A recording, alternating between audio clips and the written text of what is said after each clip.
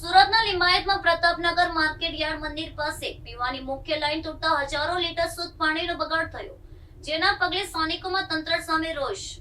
સુરત શહેરના લિંબાયત વિસ્તારમાં આવેલા પ્રતાપનગર માર્કેટ યાર્ડ મંદિરના ગેટ પાસે પીવાની મુખ્ય લાઈન અચાનક તૂટી જવાની એક ગંભીર ઘટના સામે આવી છે. આજે વહેલી સવારથી જ આ પાઇપલાઇનમાંથી હજારો લીટર પીવાનું ચોખ્ખું પાણી રસ્તા પર વહીને વેડફાઈ રહ્યું હતું. પાણીનો પ્રવાહ એટલો તીવ્ર હતો કે જો જતામાં સમગ્ર મંદિરનો ગેટ ને આસપાસનો રસ્તો પાણી થઈ ગયો હતો. એક તરફ ઉનાળા અને ચોમાસાની ઋતુમાં પાણી બચાવવાની વાતો થાય છે, ત્યારે બીજી તરફ સવારથી જ લાખો લીટર શુદ્ધ પાણી ગટરમાં વહી રહ્યું હતું. સ્થાનિક રહીશો અને વેપારીઓએ પાણીનો આ મોટો બગાડ જોઈને ભારે નારાજગી અને દુઃખ વ્યક્ત કર્યું હતું. રસ્તા પર પાણી ભરાઈ જવાના કારણે માર્કેટમાં આવતા ગ્રાહકો અને વાહન ચાલકોને અવરજવર કરવામાં ભારે હાલાકીનો સામનો કરવો પડ્યો હતો. સ્થાનિક લોકો દ્વારા અંગે સુરત મહાનગરપાલિકાના હાઇડ્રોકોલિક વિભાગને તાત્કાલિક જાણ કરવામાં આવી હતી.